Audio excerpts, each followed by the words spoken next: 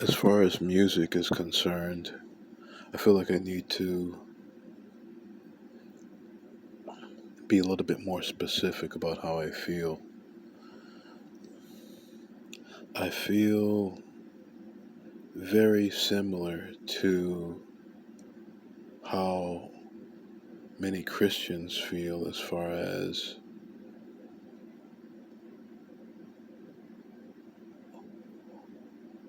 music being like music should be only sung about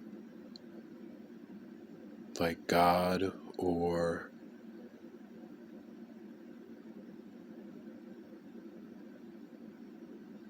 like love in general.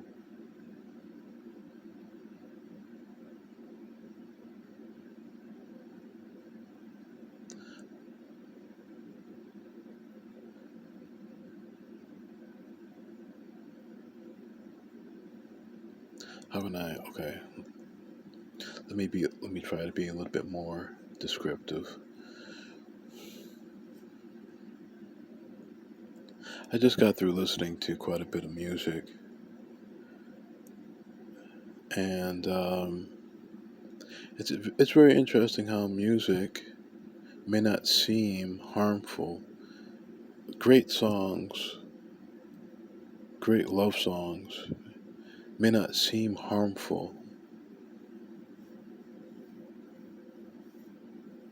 but when you think about some of the lyrics of these songs, if you really listen to some of the lyrics of these songs, you can hear the delusion and the conviction in those delusions.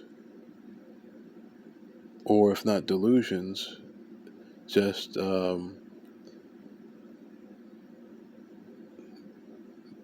misdirected emotion, in my opinion. For example, you have so many songs out here where someone is singing about how their loved one is all that they need, or their loved one is everything to them.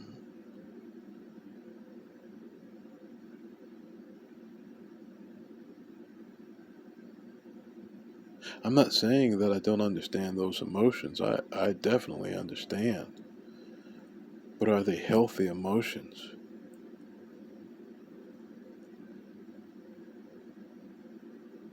Or is it misdirected?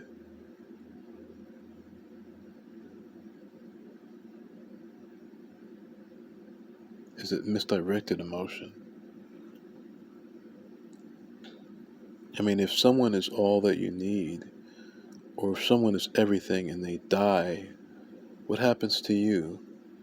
What happens to your children? What happens to society?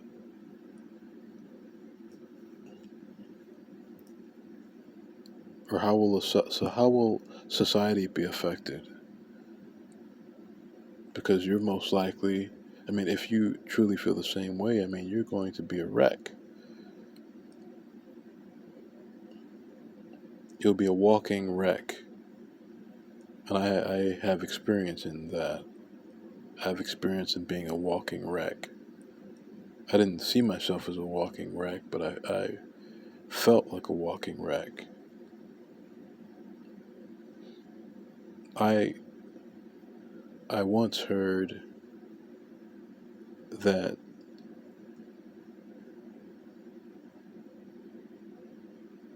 for some people, when they love and that loved one dies, no, I'm sorry, when they are in a relationship and that relationship ends, it can be as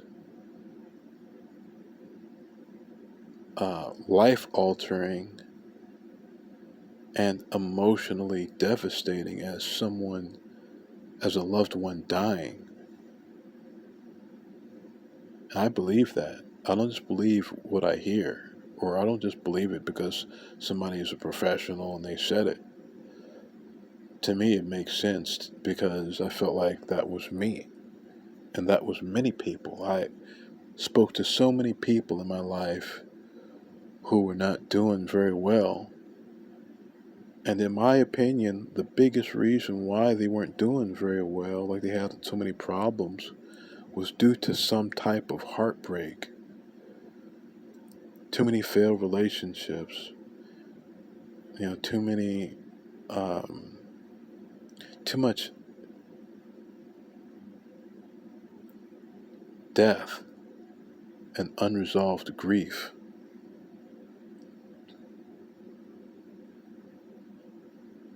is really, in my opinion, or was really the source of all of their problems, in my opinion, based on, I mean, I would deliberately, there was a time where I deliberately asked people why did they feel like they were in that position, or like what happened in their life, like when did things start to go wrong. And it seemed like everybody, based on my memory, which is, it's been a long time since I really thought about this very deeply, but based on my memory, I remembered I made a mental note that it seemed like everybody had that in common: some form of heartbreak or devastation that they didn't get over.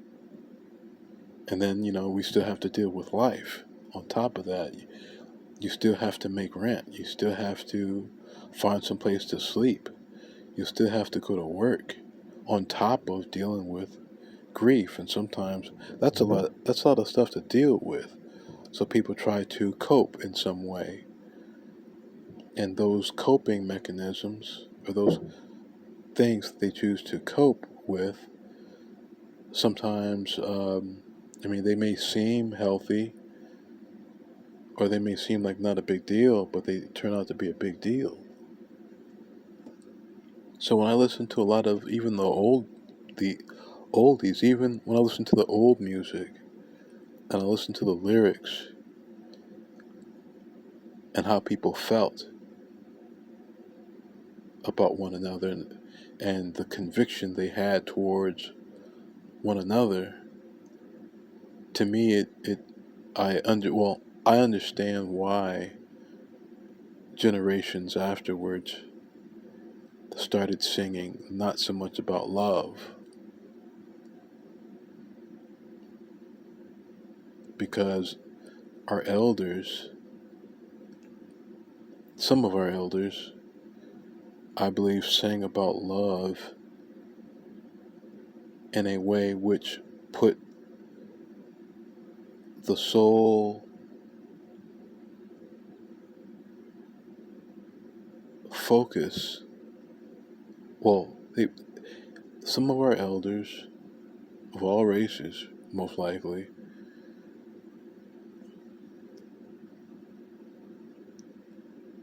sang about, they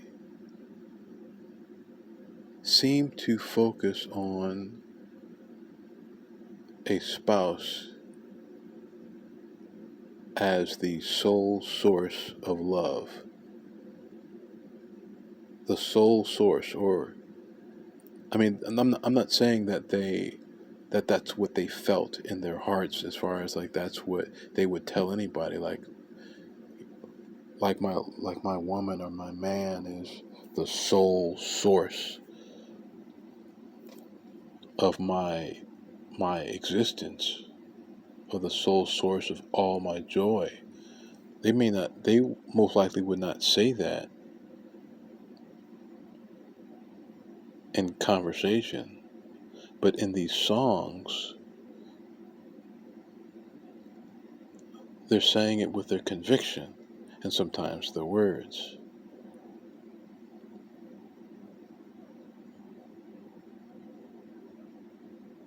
So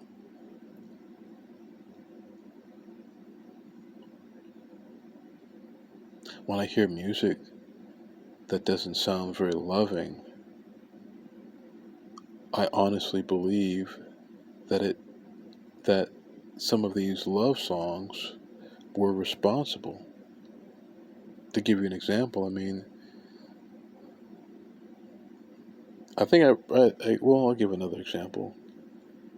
It's pretty much very similar to what I was talking about already. I mean, people fall in love and the relationship ends. Maybe a couple of relationships end, and little by little, it's like we have less and less faith in love, and we in love in general, and we give less and less because it's been misdirected maybe in the first place. And then we have offsprings that are we're breeding in this I guess what I'm saying is, while all of this is happening, we're still breeding and we're still raising children. And or if not raising children, children are still around observing all of this stuff. I didn't even believe in serious relationships until I accidentally got in one. You know, I didn't believe in, I mean, most of the people I knew who knew me knew that I did not believe in relationships a whole lot. Like, I just didn't have faith in them. I'm not sure exactly why, I forget. I'm not sure why, I forget. I think maybe it was because in the region I was at, I didn't see a lot of. I didn't feel like anybody was suitable for me.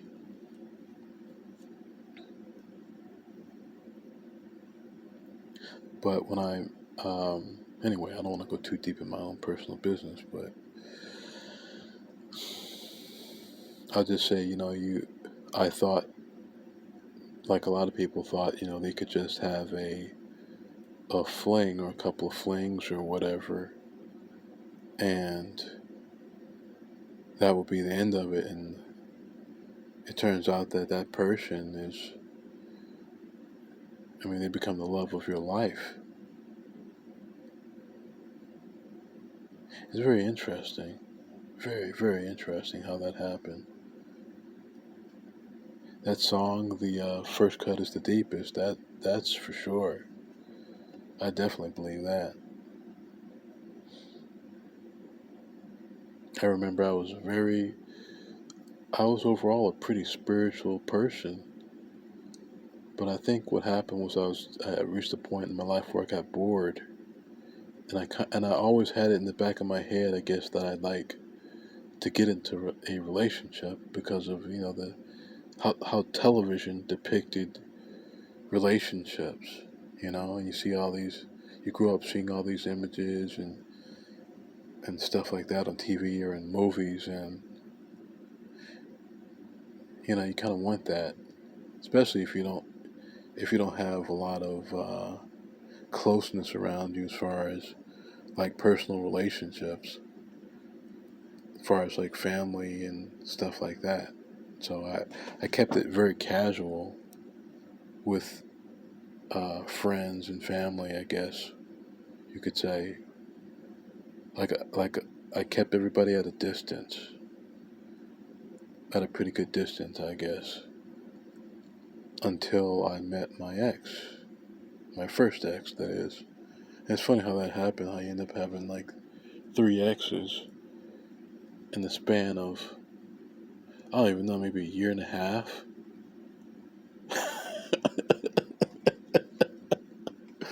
Oh man, I don't think I've heard anybody's story like mine. I've asked people. I don't think anybody has. I don't think anybody has had. Okay, now I'm getting a little bit maybe too personal, but I don't think anybody. I don't think I've heard anybody love um, as fast and hard as I did. Because we're talking like 3 loves within the span of a year and a half. And, well, 2, I'll say this. Mainly 2. 2 I thought I'd be with, like till the end. And they only lasted like a couple of months. And that's yeah, we're talking, emotional devastation. Anyway, um, um,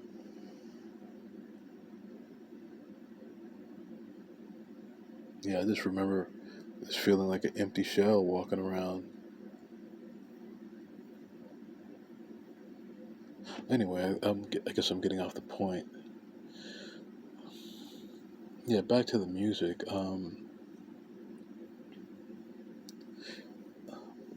It's very, very important to me that all of you consider very carefully what it is you're listening to. It's like I can still listen to a lot of this music, but I have to do mental editing and emotional editing, I guess, because I'm wondering why. Because some songs I can sing pretty well, and some songs I can't, and I feel like there are a couple of reasons for that, but I feel like um, if I don't believe the lyrics, it's kind of hard to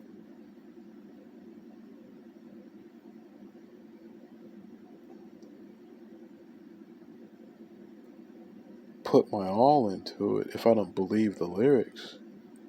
Then I try to listen to what comes out of my mouth. I remember there was, I don't want to name the song, but I was singing a song in karaoke one time. It was a song from, well, I'll just say this. I wondered why I questioned why I didn't sing the song so good towards the end. Towards the beginning, I was pretty good. Towards the end, not so much. Because I had to read the lyrics off of the screen, and the lyrics were just like, the ending lyrics were just, um, you know what, maybe, should I name the song? Um, it was a song from America, the group America, and I believe the song was Tin Man. And towards the end, no, I mean, I like the group, I still like the group, but the lyrics of that song towards the end get a little, like, confusing and weird. So I googled like what's the meaning of this song? What is the song about? And what I pieced together from I guess Quora, the Quora app, and people talking about it, and who knows, maybe some other apps or some other articles or whatever.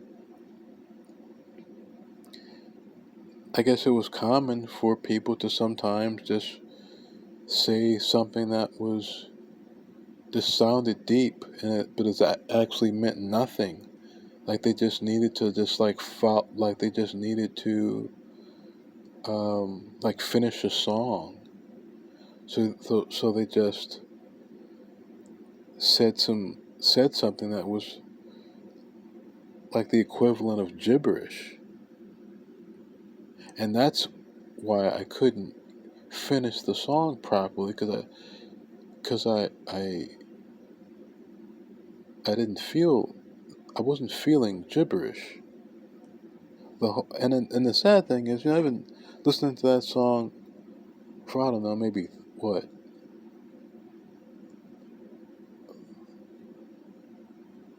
what, 30 years or more, probably 35 years. And it sounds like a really deep song, and it feels like a deep song, but anyway.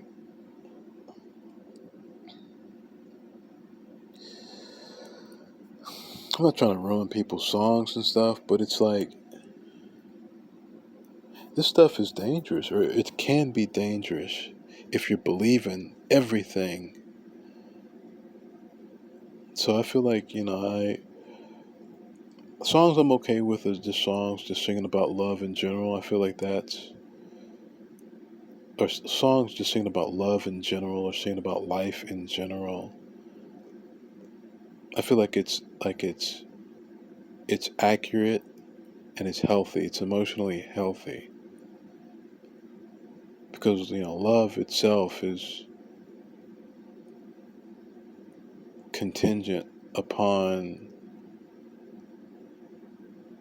you being in a relationship or not, or how much money you have, or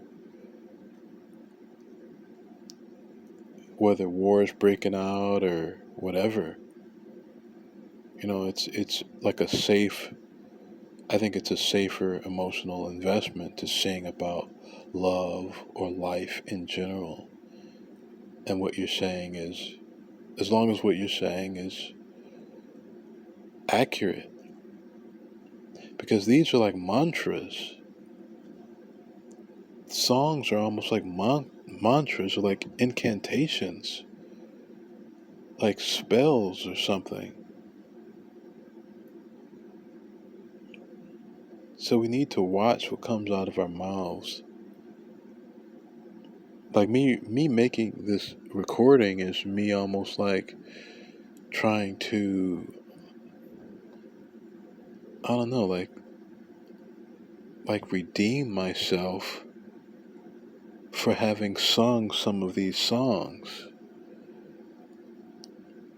Like I'm trying to cleanse myself of some of the energy of these songs, which sound, they sound so beautiful. And if you've been listening to them and singing them for years, it's very difficult. It can feel very difficult to let go of them. But in reviewing some of these songs that I've been singing for years and listening to for years, it's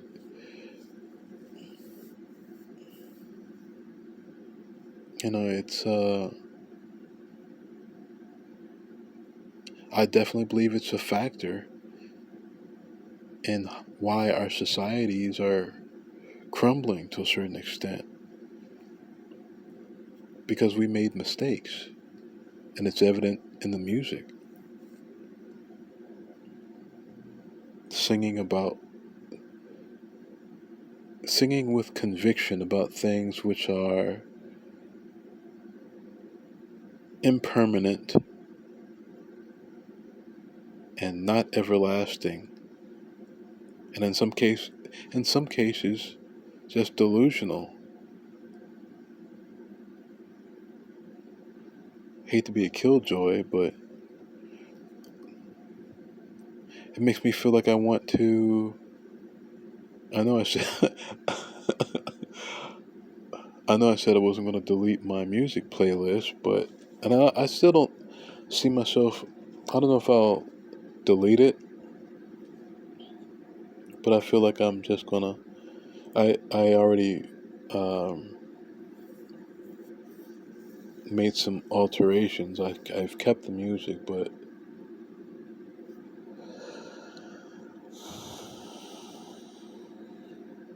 I don't want to put too much emphasis on some of the songs I have. I feel like, if you're gonna listen to the music in my playlist, you're listening at your own risk.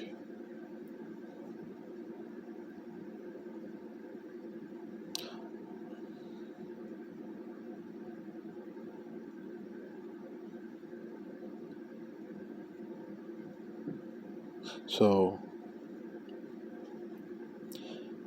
just make sure if you're going to listen to any music, I've said this before, analyze what it is about the music that makes you feel good.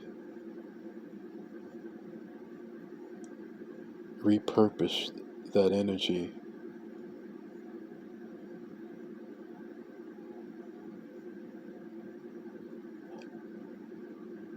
Well, repurpose. Well, let's say if that song is singing about something, or if that music is maybe not all the way um, in line with your values and your beliefs, repurpose the energy to your beliefs. Kind of like how when Christian um,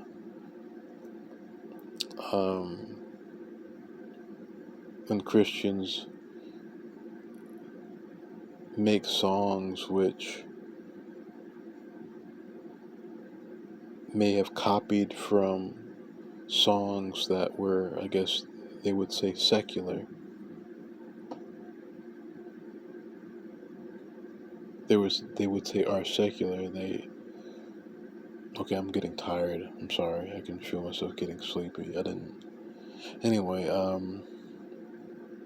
they changed the lyrics to make it more uh, friendly, or make it more in line with Christian values. I can respect that, and I agree with that. So I don't call myself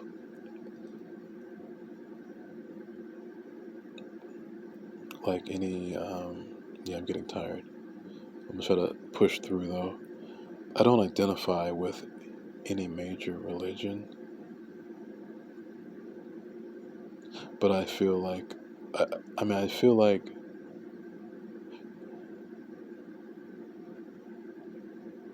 true seekers.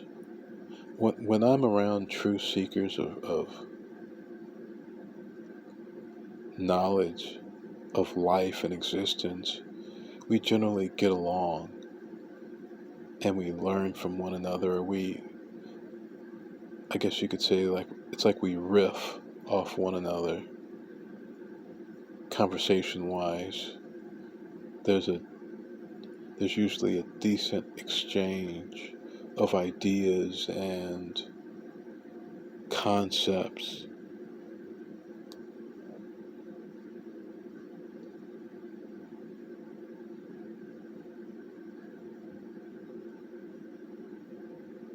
So just because I might bring up Christians a lot, but that's mainly because I guess I've been around a lot of Christians, and it's an overall, well, Christianity is like the dominant religion in this society.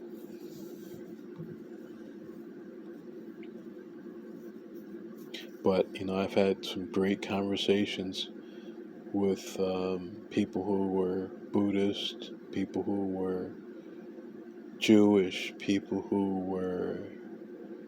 Um, I had a great conversation with a Scientologist one time that I always think about.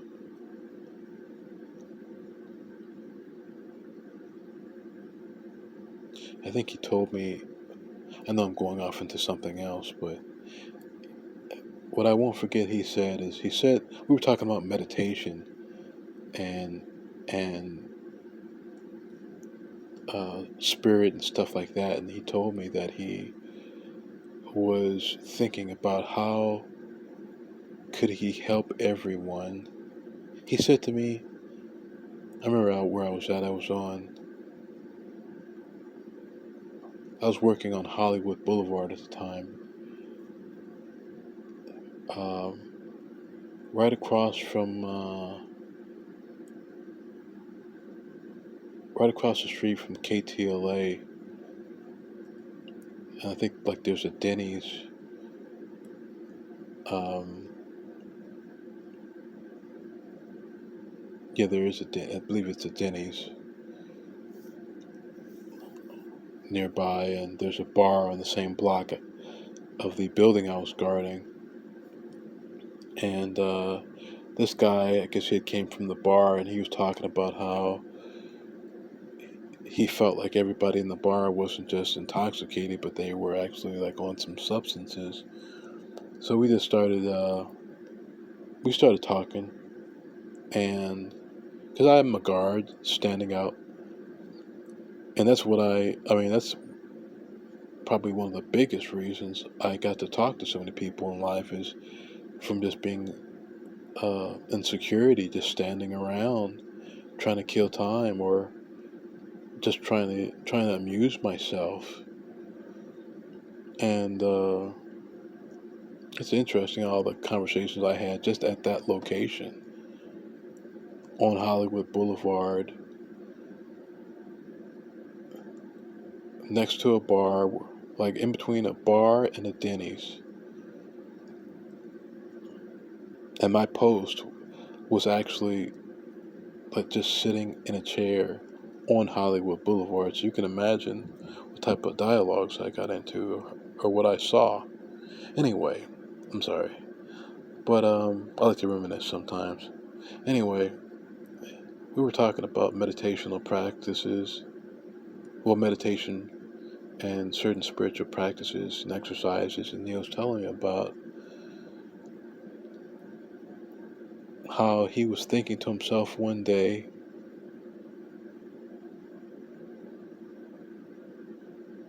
how can I help everyone if I don't? I'm paraphrasing. He said he said something like, how can I help everyone if I don't know everyone? Or if I'm not connected to everyone? And he said that he felt himself, and it's fun. I haven't really thought about this in much detail, but I'm going to try now because it almost sounds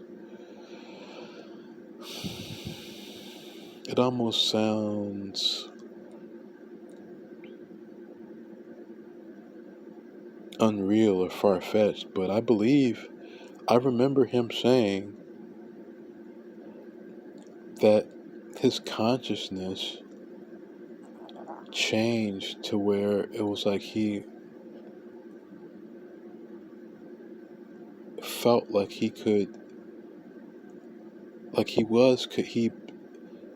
for some period of time was connected to everyone in a particular region, like he actually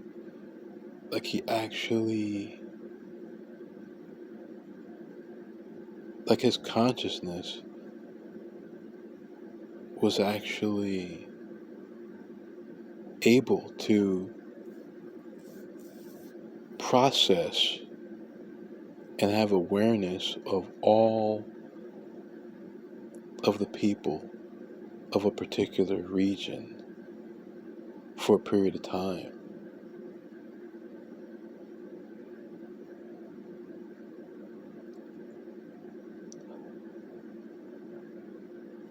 I haven't really thought about that in a while because it sounds, when you think about it, to some I know it sounds crazy or it sounds um, unreal or like science fiction, but he believed this, and he didn't seem like a liar. He didn't seem like he like that was something that he gets a kick out of, just telling lies. And I believed he did it.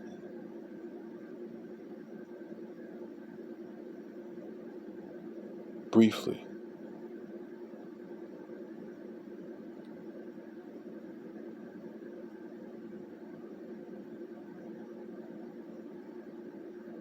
There's another video I think well, I find it strange where some of my recording, well, some of my talks are going, where they're ending up.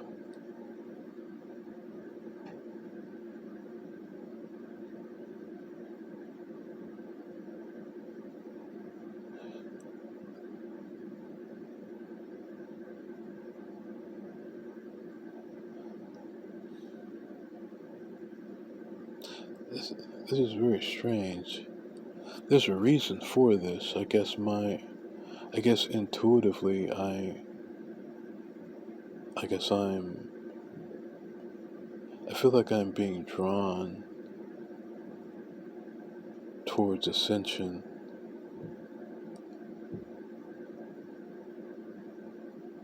or moving in the direction of ascension.